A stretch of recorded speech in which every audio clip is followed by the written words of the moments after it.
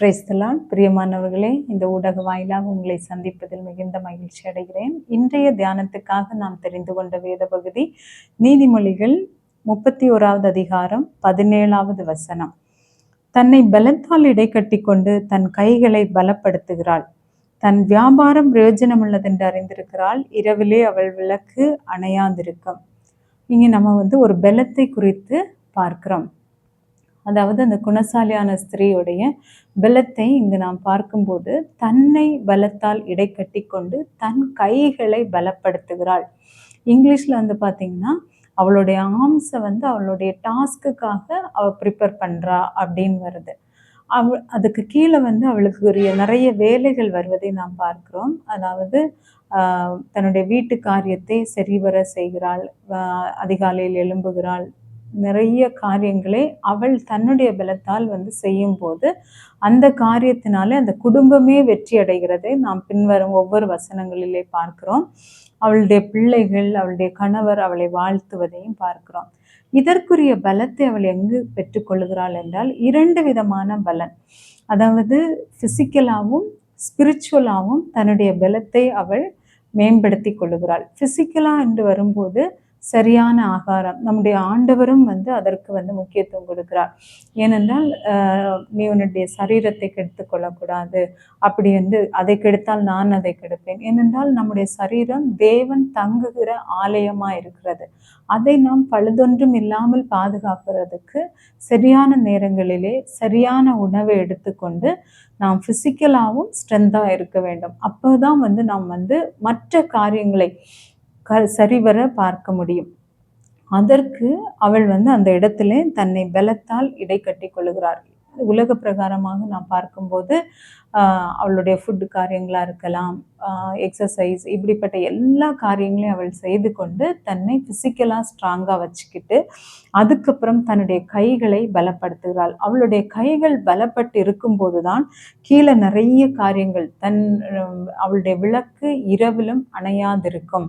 தன்னுடைய கையை ஏழைகளுக்கு திறக்கிறாள், தான தர்மங்கள் செய்கிறாள், வீட்டு காரியங்களை சரிவர செய்து எல்லா காரியத்தையும் பெர்ஃபெக்டாக வச்சுக்கிறாள். அப்படி இருப்பதற்கு நிச்சயமாய் அவளுக்கு ஒரு ஃபிசிக்கல் ஸ்ட்ரென்த் இல்லாத பட்சத்தில் இவைகளை செய்யவே முடியாது.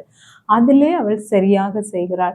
2வது உடைய பலன் என்னவென்றால் ஸ்பிரிச்சுவல் ஸ்ட்ரென்த், அதாவது தேவனிடத்திலிருந்து நமக்கு வருகிற அந்த பலன். நாம் பல நேரங்களிலே பலவீனத்திலே என் பலன் பூரணமாய் விளங்கும் என்று ஆண்டவர் சொல்லுகிறார் அல்லவா? அப்போது நாம் முழுவதுமாய் தேவனை சார்ந்து கொள்ளும் போது அந்த ஸ்பிரிச்சுவல் ஆவிக்குரிய பலனை நாம் பெற்றுக்கொள்வோம். நிறைய நேரங்களில் ஆண்டவரே சொல்லியிருக்கிறார், நம்முடைய மாம்சம் பலவீனம் உள்ளது, ஆனால் ஆவியோ உற்சாகம் உள்ளது. நம்முடைய இருதயங்கள் தேவனோடு இருக்கும்போது ஒவ்வொரு நாளும் அதிகாலையிலே, இவளுடைய காரியத்திலே கூட அவள் காலையிலே எழும்பி இருட்டோடே எழும்பி எல்லா காரியங்களையும் செய்கிறாள் என்று பார்க்கிறோம். அதற்கு முன்னாடி நாம் தேவனுடைய பாதத்திலிருந்து அவரிடமிருந்து ஒரு ஸ்பெஷலான அந்த பலனை பெற்றுக்கொண்டோம் என்றால் அந்த நாள் முழுவதும் எப்பேற்பட்ட சேலஞ்சஸ் வந்தாலும் நாம் அதை தேவ பலத்தால் ஃபேஸ் பண்ண முடியும். அப்படி இருக்கும்போது முற்றிலுமான ஒரு சக்ஸஸான லைஃப்பை நாம் நம்முடைய குடும்பத்திலே பார்க்க முடியும். நம்முடைய பிள்ளைகளும் அதன் நிமித்தம் நம்ம எழும்பி பாக்கியவான்கள் என்று சொல்வார்கள். இந்த உலகத்திலே நிச்சயமாய் ஒரு வெற்றியுள்ள வாழ்க்கை என்பது முதலாவது குடும்பத்திலே தான் அது சாட்சியாக ஏற்பட வேண்டும். வெளியில நாம் நிறைய காரியங்களை சாதிக்கலாம், ஆனால் குடும்பத்தில் எல்லா விதத்திலும் நாம் வெற்றியாக இருக்க வேண்டும் என்றால் நாம் ஃபிசிக்கலாகவும் ஸ்ட்ராங்காக இருக்க வேண்டும், ஸ்பிரிச்சுவலாகவும் தேவனிடத்திலிருந்து வருகிற அந்த பலனிலையும் பூரணமாய் காணப்படும் போது நம்முடைய குடும்ப வாழ்க்கை வெற்றியுள்ளதாய் நிச்சயமாய் காணப்படும். இந்த பலனை நாம் தேவனிடம் பெற்றுக்கொள்ள நாம் ஜெபிப்போமா?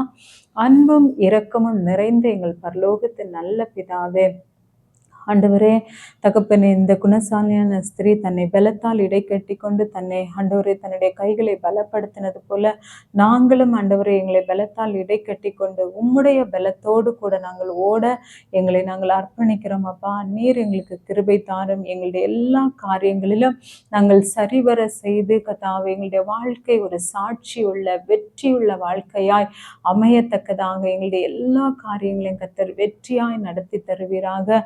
நான் உன்னை போரடிக்கிறதற்கு புதிதும் கூர்மையுமான பற்கள் உள்ள எந்திரமாக்குவேன் என்று சொன்னீரே ஆண்டவரே. அந்த பலனை நாங்கள் எதிர்பார்க்கிறோம் ஆண்டவரே. அதை நாங்கள் வாஞ்சிக்கிறோம்.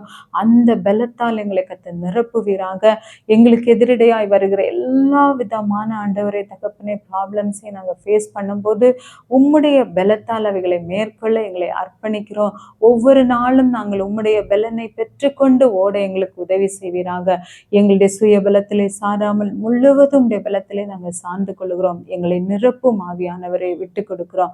உடைய நல்ல நாமத்தை மகிமைப்படுத்தும் இயேசுவின் நாமத்தில் வேண்டிக் கொள்கிறோம் எங்கள் ஜீவனுள்ள நல்ல பிதாவே. ஆமென். God bless you.